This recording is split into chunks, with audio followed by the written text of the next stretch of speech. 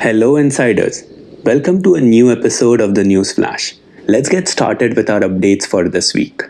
The very first update is on the swap of the create and notifications icon in the YouTube main app. We are moving the position of the create button in the YouTube app to highlight the ability to create on mobile by placing this button in the middle of the bottom navigation bar. This shifts the subscription button to the right and the notifications button to the top right hand corner. Both the buttons are still accessible and will have the exact same functionalities. We have heard that the previous placement of the create button is not very intuitive, and this new spot will make it easier for creators to create and upload videos on mobile. This will first roll out to users in India on Android and soon expand to iOS and other countries. The next update is on YouTube giving creator expansion. Monetizing channels in the US, UK, and Canada with more than 40,000 subscribers will have access to YouTube giving. Channels with access can fundraise for US nonprofits only. To learn more about YouTube giving and eligibility, please check out the links in the description box below. The next update is on the new icons in iOS main app. YouTube has developed new icons which supports an accessibility improvement for our apps by featuring outlined assets for non-selected options and filled icons for selected options, thus allowing a high contrast, consistent state for selected and non-selected icons. Let us know if you have already noticed this change in the comments section below. Next up is the EMEA Gaming Panel. Last week we hosted an all-female virtual gaming panel with a handful of amazing creators and gaming professionals from EMEA covering a variety of different topics ranging from allyship, mentorship, imposter syndrome, and gaming during COVID. If you would like to check out the recording, we'll leave the link in the description below. Next, we have an update from Connor about a new opportunity to stay up to date whenever our policy language changes. Take it away, Connor.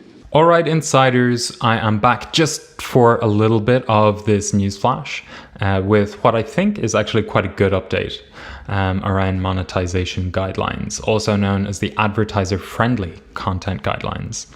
So we actually update those fairly regularly now, and we do that and focus on clarifications. So when we hear from creators, hey, this really isn't clear, we add in language to make it a little bit clearer.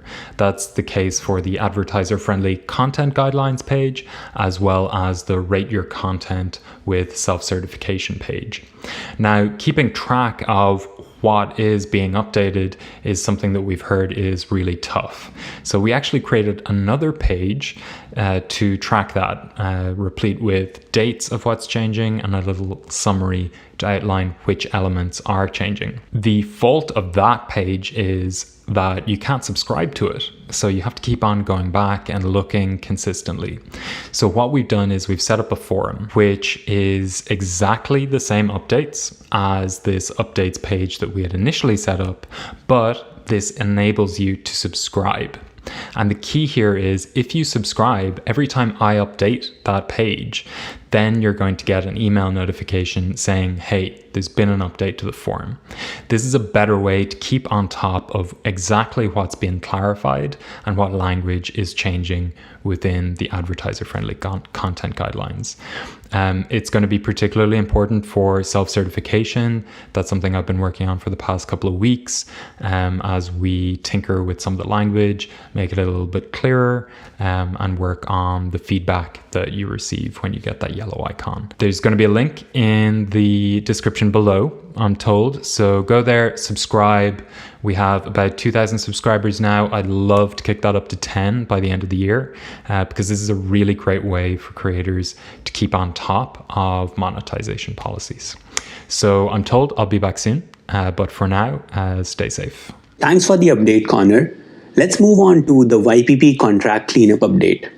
Previously, YouTube allowed creators to start the application process before they met the YPP eligibility requirements. This included pre-signing a YPP terms of agreement. This past year, we redesigned the application process in YouTube Studio, making the eligibility requirements more clear and the process more simple and streamlined. Creators who signed the YPP terms in Classic Studio may have recently received an email about their YouTube Partner Program application. This email is simply a notice that if your channel is not eligible for YPP in the next 30 days, we will invalidate the pre-signed terms. If you have received this email, nothing changes in the way you use or experience YouTube. You will still have the opportunity to apply for the YouTube Partner Program in the future when your channel is eligible. You can check your status in the Monetization tab in YouTube Studio. Moving on to announcing the winner for last week's trivia question. The question was, which country consumes the most chocolate per capita?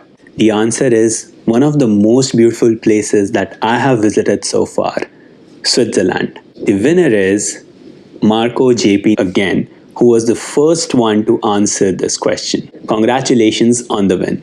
There's no trivia this week, but before I sign off, I'd like to thank you for all the amazing feedback through these 5 episodes of the News Flash.